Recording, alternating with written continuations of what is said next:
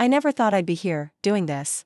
I never imagined that the man I married, my best friend, my soulmate, would ever break my heart. But here I am, staring at his phone, my hands shaking, feeling the weight of my world crashing down around me. I think back to how we met, how everything seemed so perfect. It feels like it was a lifetime ago.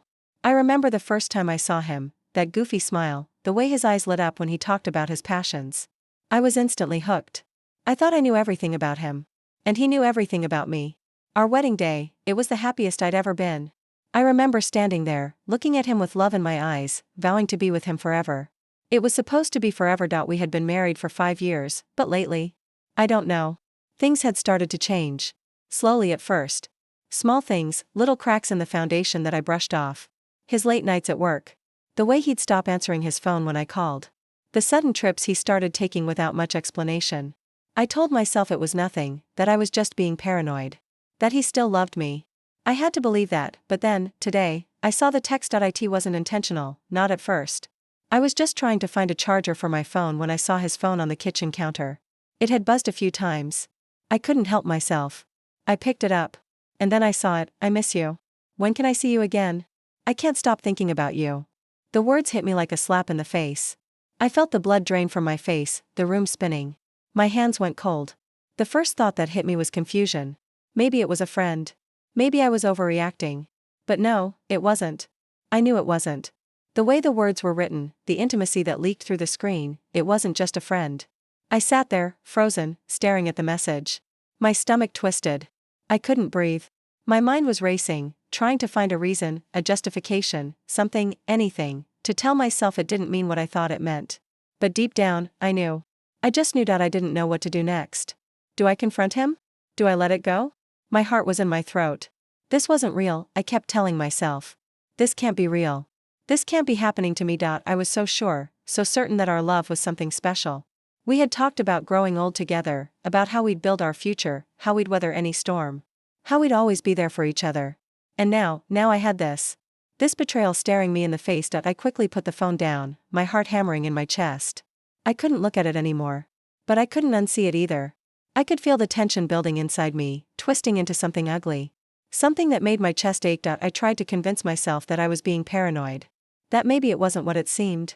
I ran through a million excuses in my head, over and over again. Maybe it's a joke. Maybe it's from someone who doesn't know him very well. Maybe I'm just overthinking it, but the words, those words, kept echoing in my mind. He came home a few hours later, acting like everything was normal. He kissed me on the cheek, asked about my day. But I couldn't even look at him. How could he look me in the eyes and pretend nothing had changed? Pretend that I hadn't just seen his betrayal with my own eyes? Hey, you okay? His voice sounded normal, calm. But I could hear the shift in his tone, like he was trying to figure out if something was wrong. Yeah, just tired. I couldn't even meet his gaze. I had to turn away, pretending I was busy with something else. My hands were trembling. I didn't know if I could hold it together long enough to confront him. Are you sure? You seem distant, he said, his voice laced with concern. I felt like I was suffocating. I wanted to scream at him. To demand the truth. But what if I was wrong? What if I had misunderstood everything? What if I was the one ruining everything? I couldn't bear the thought of being wrong. Of making a mistake and ruining the trust we had, but as I looked at him, something in my chest twisted painfully. He didn't seem like the man I had married. He didn't seem like the man who had sworn to love me forever. I'm just thinking.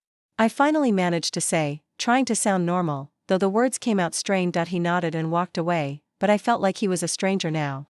I couldn't even recognize him anymore. The way he held himself, the way he spoke, the way he looked at me, it all felt so far away, so distant. I could feel the weight of everything crashing down on me.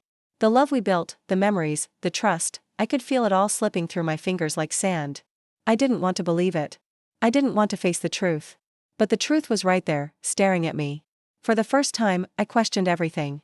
The doubts, the little things that I'd ignored, now felt so glaringly obvious. Was this always there? Had I been blind to it all along? Had I been too trusting, too naive? My mind kept going back to the text. I miss you.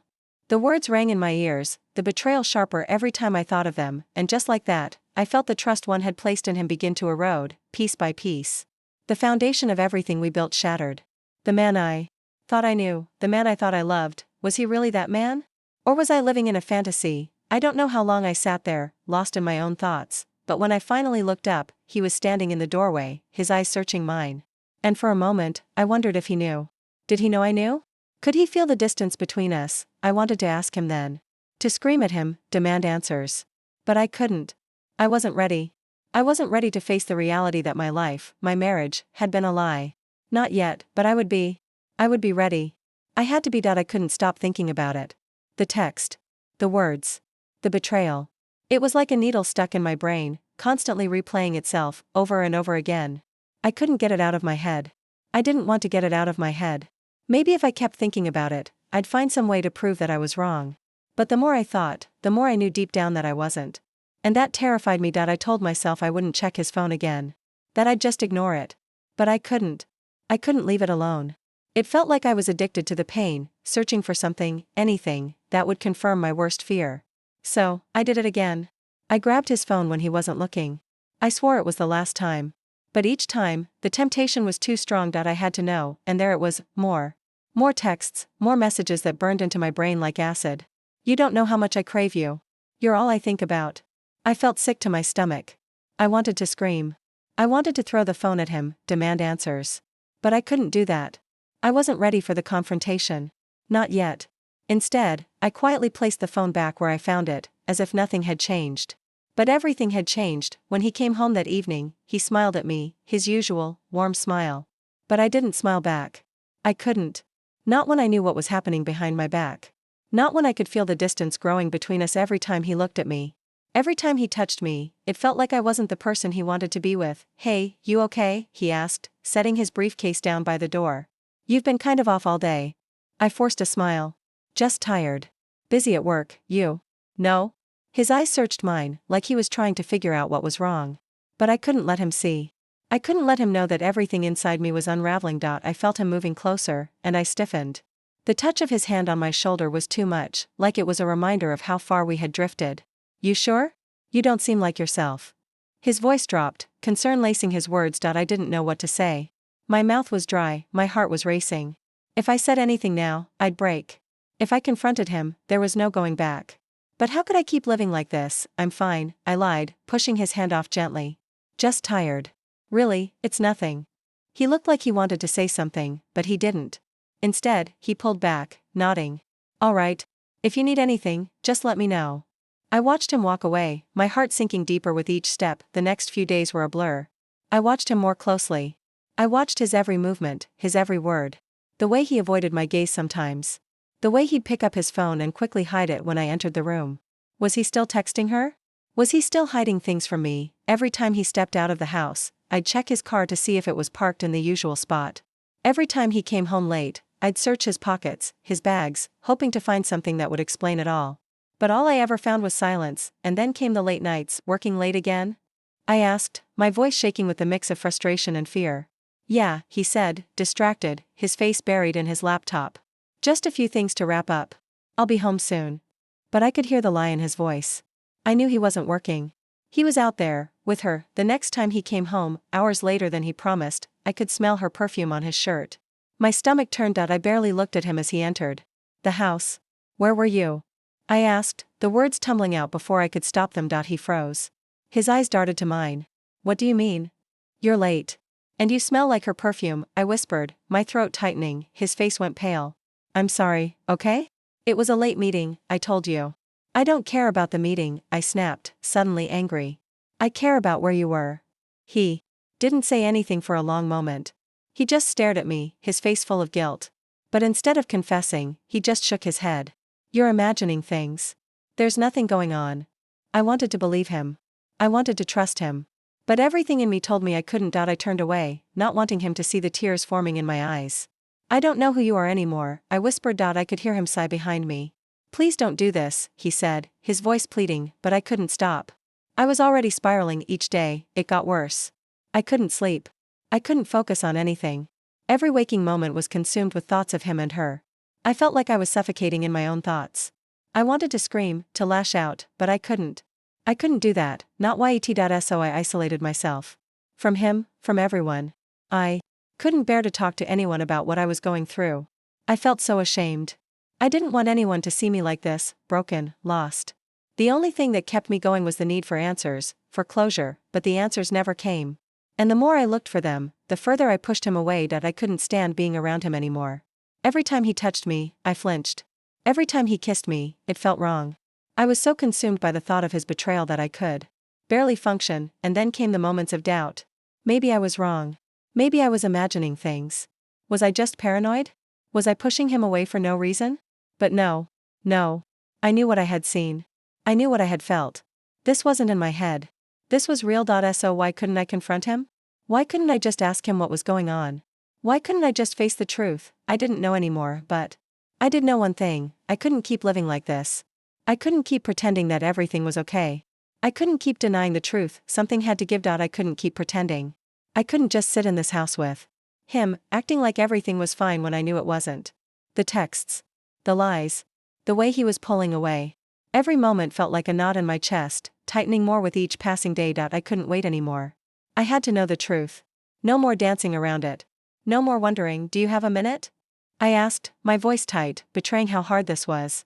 I could feel the sweat starting to form on my palms as I watched him. Of course, he said, looking up from his phone, giving me that smile he always used to give when he thought everything was okay.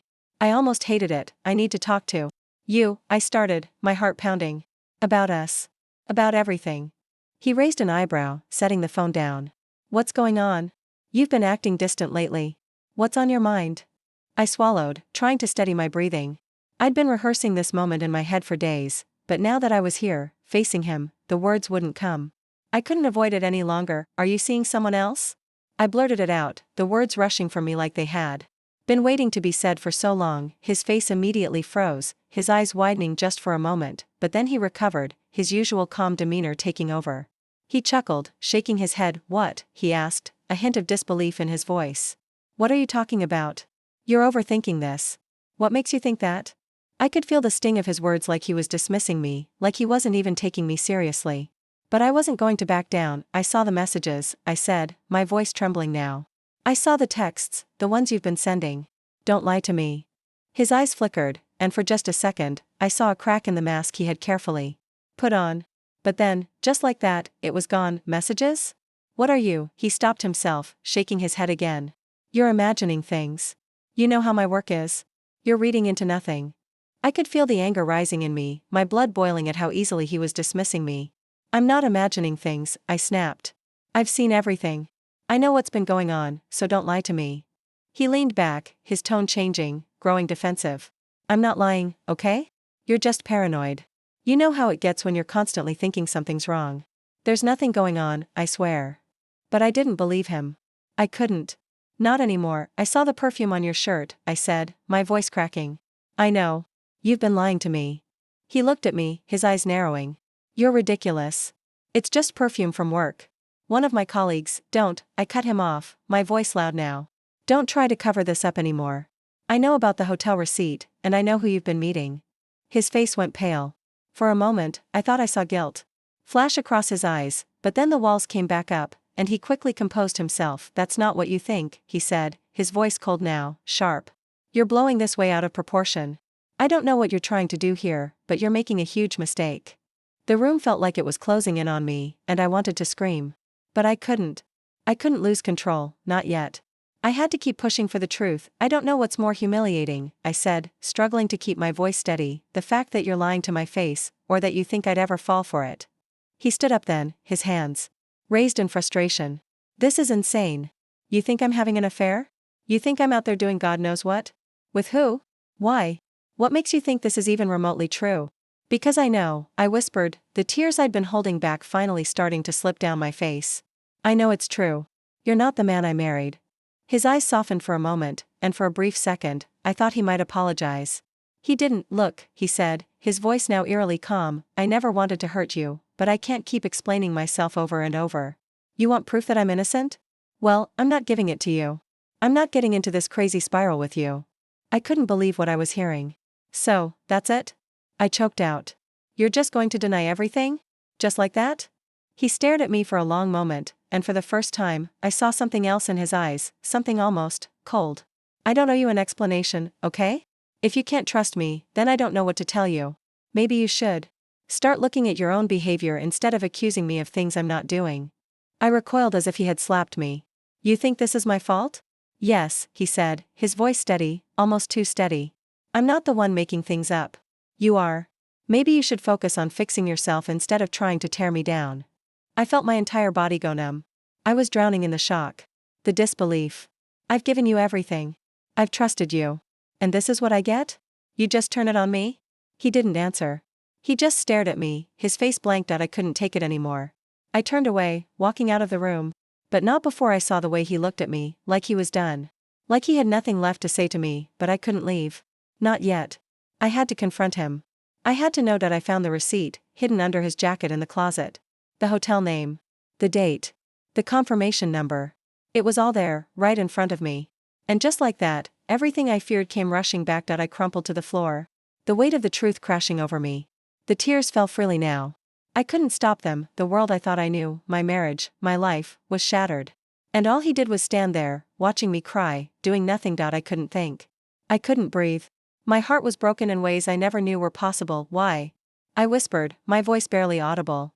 Why would you do this? He said nothing.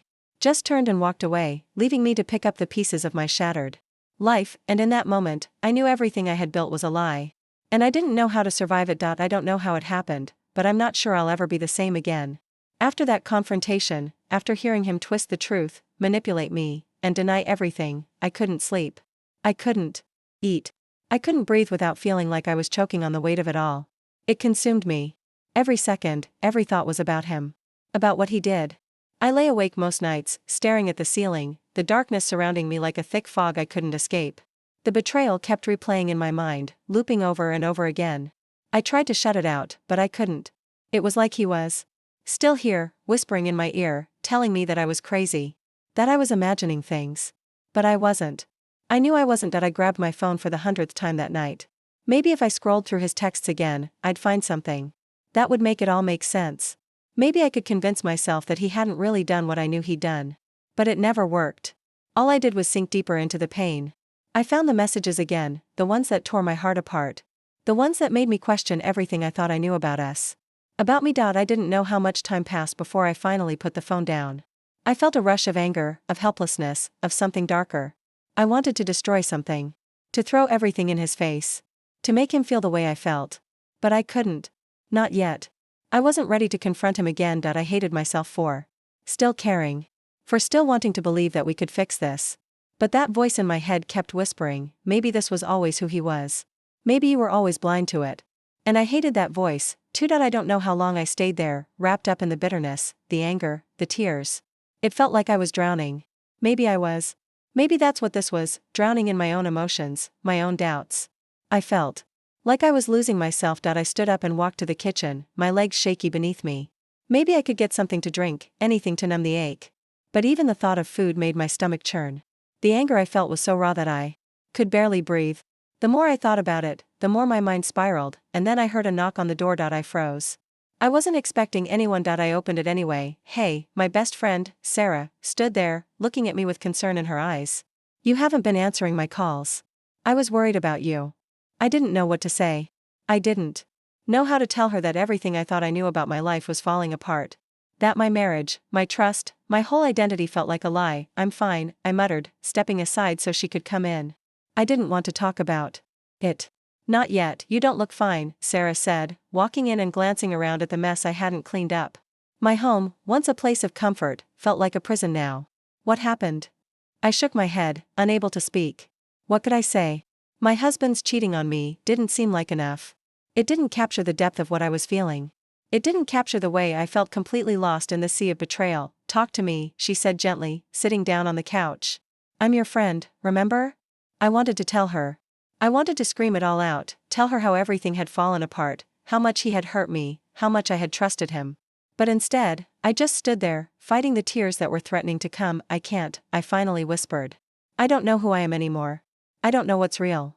She looked at me, her eyes softening. You're still you, she said quietly. You're just hurting right now. And that's okay. I wanted to believe that. But how could I? How could I believe in anything when everything I thought I knew was shattered? I don't even know if I should stay, I said, the words slipping out before I could stop them. I don't know if I can look at him the same way anymore. Sarah didn't say anything at first. She just sat there, her expression serious. You don't have to decide anything right now. Take your time. But I wasn't sure I had time. Why? Didn't you tell me? I asked suddenly, my voice cracking. Why didn't you tell me when you saw how he was acting? She blinked, taken aback. I didn't know, not until now. But I can see it now. I should have seen it before. I should have said something. I felt like I was suffocating again. I wanted to shout at her, tell her it was too late, that she should have done something sooner. But I didn't. I just sat down, my hands trembling. I don't even know who I am anymore, I repeated, the words tasting bitter in my mouth. Who you are hasn't changed, Sarah said firmly. You're still strong, still you. You'll get through this. You just have to take it one day at a time. I wanted to believe her. I wanted to. But the darkness inside me felt so heavy, so consuming. I didn't know if I could ever get through. This days passed in a blur. I couldn't get the images out of my head. The texts. The lies. His face, always so calm, so convincing. I felt like I was living in a nightmare I couldn't escape. Every time I thought I was starting to heal, something would remind me of the betrayal, and then, one day, I found something that I wasn't expecting. I found a note in his coat pocket. A piece of paper with a name and a phone number, her name. Her number. I stood there, holding the paper in my shaking hand. My vision blurred with tears, and I almost dropped it. But I couldn't. I had to keep it. I had to have proof. I don't know why I needed it. Maybe I thought that if I had enough evidence, I could finally get closure. But every time I looked at that note, I felt like I was suffocating. I was obsessed. I was consumed. I was lost. I don't know how I was supposed to heal. How I was supposed to move on. But I had no idea how to stop the thoughts, the doubts, the anger. It was eating me alive. I couldn't keep living like this. But how could I escape when everything around me was tied to him? And then, I realized something. Maybe this wasn't just about him. Maybe I was so lost because I didn't know who I was without him. And that scared me more than anything. The rage had been building for days, bubbling up inside me like an uncontrollable fire. I couldn't stop thinking about it. Him, her, the lies, the manipulation. Every time I saw his face, I saw the betrayal. Every word out of his mouth felt like another insult to my intelligence, to everything I had believed in. I was so close to the edge. I wanted to destroy him. To expose everything, to make him feel the way I felt. I could already imagine the look on his face when everyone knew. When the truth came out and he had nowhere to hide. I should just tell everyone, I said aloud, pacing back and forth. In our living room. I should send the pictures, the texts, everything to his family, to our friends, to his colleagues. Let them all see the real him. I paused, my phone still gripped tightly in my hand, the evidence sitting on the screen. In front of me. I could do it. I could make him feel every ounce of the humiliation that I felt, but then something stopped me. I felt a sudden wave of exhaustion crash over me, so overwhelming that I had to sit down. My heart was pounding in my chest, and I realized something. I wasn't just angry. I was lost. I didn't know what I wanted anymore. I didn't know who I was anymore. I leaned my head back against the couch and closed my eyes. The thought of revenge had felt like the answer, like the only thing that would make me feel in control again. But now, it didn't feel like justice. It felt like more destruction. More pain. And I didn't know if I could handle any more of that. Just then, my phone buzzed. I glanced down, hoping for a distraction, anything to keep my mind from spiraling further. It was Sarah. Hey, she texted. We need to talk. I stared at the words for a moment. I had been avoiding everyone. I didn't want to hear anyone tell me what I already knew, that I was angry, that I was hurt, that I was making bad decisions. But I needed something.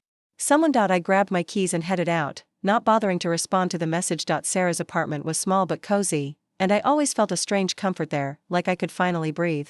But today, I could barely breathe at all. She was already sitting on the couch when I walked in, her face tight with concern. I know something's been eating at you, and I need to hear it, she said, her voice gentle. Please. You don't have to do this alone. I sat across from her, staring at the floor, not sure where to begin. I felt so small, so vulnerable. I had always thought I was strong, that I could handle anything. But now, I wasn't so sure. I don't know what to do, I finally muttered. I feel so betrayed. I want to hurt him. I want everyone to know what he did. I want him to feel the way I feel.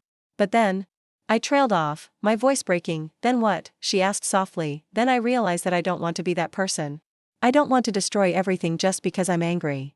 I clenched my fists. But I don't know how to let it go either. Sarah sighed and leaned forward, her eyes searching mine. You don't have to let it go right now. You don't have to make any decisions right now. But you need to make sure you're doing this for the right reasons. Are you doing this to punish him, or are you doing this for you? I opened my mouth to respond, but no words came out. I didn't know. Was I just seeking revenge? Or was there something else I was looking for? I don't know if I can forgive him, I whispered, my voice shaking. Forgiveness doesn't mean you have to forget, or even stay with him, Sarah said. It's about letting go of the anger so it doesn't eat you alive. You can choose your peace. I stared at her, the weight of her words sinking in. Could I choose peace? Could I really forgive him, even if I never wanted him back? You don't owe him anything, she continued. But you owe yourself everything. Don't make this decision out of hurt. Make it because you want to move on, because you want to find some peace for yourself. Whether that's leaving, confronting him, or walking away. The choice is yours. The hardest part of this entire ordeal wasn't leaving him. It wasn't the confrontation or the chaos that followed. The hardest part was learning how to live without him, without the life I had built with him. It felt like every day I woke up, I was a stranger in my own life. The person I was before all of this, the person who loved with all her heart, who believed in the fairy tale, seemed so distant now. I didn't know where to begin, how to start putting myself back together. But I had to. I had no choice. It started small. I remember the first day I went out to meet Sarah for coffee. We had been friends for years, but I hadn't really seen her since everything blew up. I had retreated so far inside myself that I barely noticed how isolated I had become. She picked me up from my apartment and led me into the cafe. I'm so glad you're doing this, she said, her voice warm. I've missed you, you know? I know, I said softly, managing a small smile. I've missed you too. I've just been avoiding everything. She nodded, understanding. It's okay. It's normal to need some time. I watched the steam rise from my coffee, the warmth of it in my hands reminding me of the little things I had stopped noticing. The little things I had forgotten to appreciate. I was starting to feel again, even if just a little. It's been hard, though. I said, the words just coming out without thinking. I don't know who I am anymore. It feels like I've lost myself. Sarah placed her hand gently on mine. You haven't lost yourself. You're just rebuilding. And that was the key, wasn't it? Rebuilding. I had to rebuild everything. From the ground up. Therapy was another step. I didn't want to go at first. I thought it was pointless, that I could handle everything myself. But I couldn't. And I knew that I needed help, someone to talk to who wouldn't judge me. The first session was awkward. I barely knew what to say. How do you tell a stranger that your entire world had been shattered by the person you loved most? How do you admit that you didn't know how to live without them? But the therapist was patient. How do you feel right now? She asked. Lost, I said. I feel like I'm stuck in this cycle of anger and sadness. I can't get out of it. It's like I'm constantly fighting something inside me. She nodded, writing something down. It's understandable. You've been through a lot. But you're here now, and that's the first step. It felt like such a small step. But over time, I began to realize that it wasn't the big gestures that mattered. It was the small moments, the everyday things that I could slowly take back control of. One afternoon, I found myself at the park, walking alone. I hadn't done this in forever. I used to go to this park all the time, before everything fell apart. I walked past the same bench where we used to sit and talk for hours. The memories flooded back, but this time, I didn't feel crushed by them. I sat on the bench for a few minutes, just watching the world go by. People walking their dogs, kids playing in the grass, the sound of laughter and conversation filling the air. For the first time in a long time, I felt peaceful. I didn't have to rush to fix everything. I didn't have to pretend like I had it all together. I could just be. Work was another challenge. I had been so distracted, so consumed by everything that happened, that I had barely been able to focus. But slowly, I started to reclaim my professional life. I threw myself into projects, focused on getting back to the person I was before everything fell apart, and it worked. My confidence started to come back, little by little. I got praise for a project I'd been working on, and for the first time, I felt a glimmer of pride in myself, not because I was doing something for anyone else, but because I was doing it for me. But there were still moments. Moments when the pain resurfaced, when I'd hear a song or see a couple holding hands and my chest would tighten. Moments when I'd remember the way I used to feel about him, the way I used to believe in us. I still love him, I admitted to Sarah one night, the words slipping out before I could stop them. I know, she said. Not missing a beat. But loving someone doesn't mean you have to stay with them. It doesn't mean you have to let them break you. And that was the truth. I loved him. But I couldn't let that love destroy me. I had to find a way to love myself again, to put myself first. One day, as I was looking through some old photos, I stumbled upon one of our wedding pictures. I hadn't looked at it in months. The pain of seeing the happy version of myself, the one that believed everything would be perfect, had kept me from touching it. But that day, something shifted. I picked up the picture, my fingers brushing the edges of the frame. I didn't feel the same rush of hurt, of longing, of what I had lost. Instead, I felt gratitude. Grateful for the love I had, even if it wasn't enough to last. Grateful for the person I had been when I took that picture. I smiled softly at the photo. Thank you, I whispered, to the person I had been, for the strength I had now, and that was the moment when everything changed. I realized that I didn't need him anymore. I didn't need to keep holding on to something that wasn't there. I didn't need to keep mourning what we had. I was stronger than I thought. The healing wasn't easy. It still isn't. There are days when I feel the weight of everything again, when the anger threatens to consume me. But now, I know how to breathe through it. I know how to give myself grace, how to let go of the things that no longer serve me. I still have moments of doubt, of wondering if I made the right decision. But I know that I did. I'm not perfect. But I'm learning how to be okay with that. I'm learning how to live without him, how to find peace within myself. And slowly, I'm rebuilding my life. One day at a time, and that's enough. I never expected the universe to offer me any form of revenge, or karma, for that matter. I always thought that in order to find peace, I had to take control myself, make sure that everything balanced out, my way. I had been so obsessed with the idea of justice, of making him feel what he made me feel. But looking back now, I realize the truth: the universe didn't need my help. It had its own way of handling things. I was out with Sarah when it happened. We had just finished dinner at a local restaurant and were walking back to my car when my phone buzzed. I looked down, half expecting it to be work or some random notification. But it wasn't. It was from my mom. You won't believe this. Guess who got caught in a scandal? My heart skipped a beat. I felt the blood drain from my face. The next message made everything slow down. Kyle. The woman he's been seeing, turns out she's married. And he's been caught in a huge mess at work. The company found out about the affair, and now there's talk of a huge lawsuit. Your ex-husband's been dragged into all of it. I froze. You okay? Sarah asked, noticing my expression. I didn't respond immediately. I was in shock. This was it. This was the karmic justice I didn't know I needed. I stared at the phone screen. I couldn't breathe for a moment. My thoughts rushed, but they were all over the place. The woman he'd left me for? She was married? And now, the company he had worked so hard for was falling apart because of an affair? He was being exposed, publicly humiliated for all the things he'd done to me. Part of me wanted to laugh. To feel vindicated. To feel like this was the universe's way of getting back at him. But as I stood there, holding the phone, I felt nothing but numbness. When I saw him next, he looked different. He wasn't the confident, self-assured man I'd once known. There was a deep sadness in his eyes, the kind of sadness that came from realizing everything you'd worked for was slipping away. You heard, didn't you? His voice was hoarse, like he hadn't slept in days. I nodded, my arms crossed in front of me. I wasn't angry anymore. Just tired. Yeah, I said, my voice flat. I heard. How does it feel? He dropped his head, and I could see the weight of everything on him. I messed up. I know that now. But I never thought it would come to this. I never thought I'd lose everything. Everything? I repeated, feeling the smallest hint of satisfaction. Maybe this is just karma, Kyle. Maybe this is just the universe balancing things out. He looked at me, eyes pleading, but I wasn't swayed. You don't get to feel sorry for yourself, I said. Not now. Not after everything you've done. Please, he begged. I made mistakes, but I never wanted to hurt you. I'm sorry. I took a deep breath, watching him collapse in front of me. There was no joy in watching his world fall apart. It didn't make me feel better. It just made me realize how far gone everything had become. I don't know if you'll ever understand what you did, I said. But I've moved on. I'm not the same person I was. And whatever happens now, it doesn't affect me anymore. It wasn't long after that when I realized something. Karma, justice, it didn't fix me. It didn't heal the scars he left behind.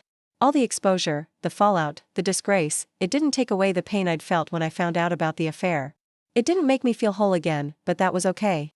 Because healing had nothing to do with him. I remember sitting with Sarah one afternoon, sipping coffee at the same cafe where I'd told her about my heartbreak months ago. You seem lighter, she said, her smile genuine. I shrugged, but there was a quiet smile on my face.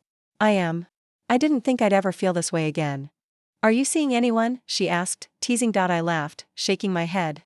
Not yet. But I'm not rushing it. I'm just enjoying being me again. It was the first time in a long while that I felt content with where I was. I think I finally understand, I said, more to myself than to Sarah.